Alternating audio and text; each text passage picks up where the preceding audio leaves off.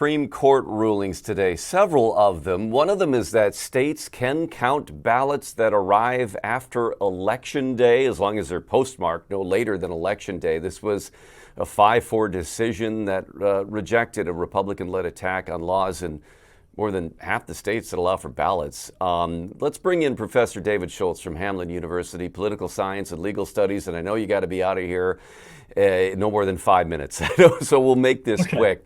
Let's start with this particular ruling. This was a challenge to Mississippi's specifically voter mail-in ballot ruling here about late arriving ballots. What's the significance here?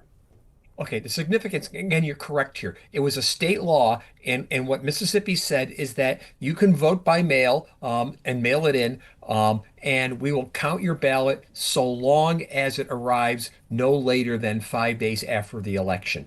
And the challenge was basically an argument that says that federal law determines election day, and therefore the ballots need to be in by election day.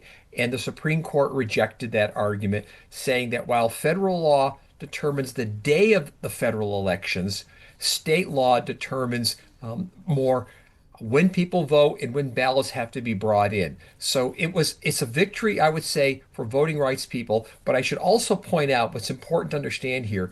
It doesn't change anything in Minnesota. And that's an important thing here because under Minnesota law, you can vote by mail, but the law requires in this state that the ballots be received by election day. So that doesn't change, but the decision does affirm for now the right to be able to vote by mail. Yeah, and has that impact because the challenge here to try to restrict mail-in ballots around the country ahead of the midterms here about when can they be received, which and the Supreme Court saying is postmark on Election Day.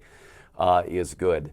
The couple other rulings that I want to talk about quickly, and this involves federal employees, I guess if you want to call them that, a Federal Reserve Board member, and then a board member of the Federal Trade Commission. Different rulings here, which are really interesting. Trump v. Cook was the Federal Reserve Board member, and the opinion here is that the Trump administration, or the White House in general, has the ability to fire these particular board members.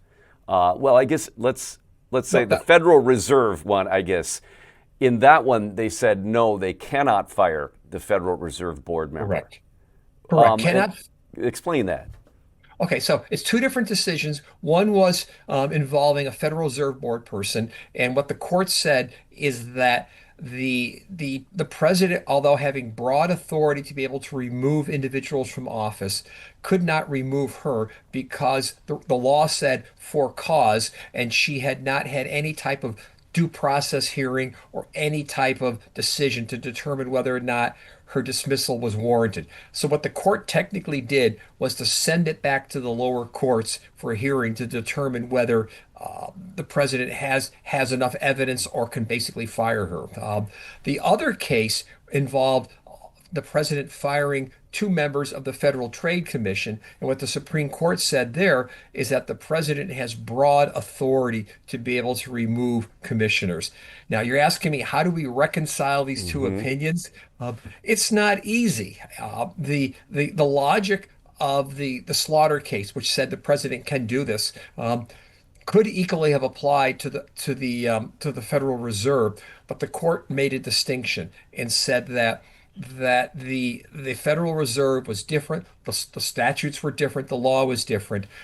Although, again, lots of us reading it are having a hard time really parsing the difference, except for the fact that maybe the Supreme Court thinks that the Federal Reserve Board is more important than the Federal Trade Commission. Well, yeah, and I've read some things here too. So, I mean, the Federal Trade Commission one, so it applies to then other boards here that they'll be able to be fired at will by a president, ending 90 years of legal protection for these jobs. But in the other case with the Federal Reserve, it said they carved out the unique role of the Federal Reserve when it comes to monetary policy. Obviously, a lot of pressure there about lowering interest rates for the Federal Reserve. So it appears the Supreme Court found an exemption here where they don't want to wade into policies regarding monetary issues.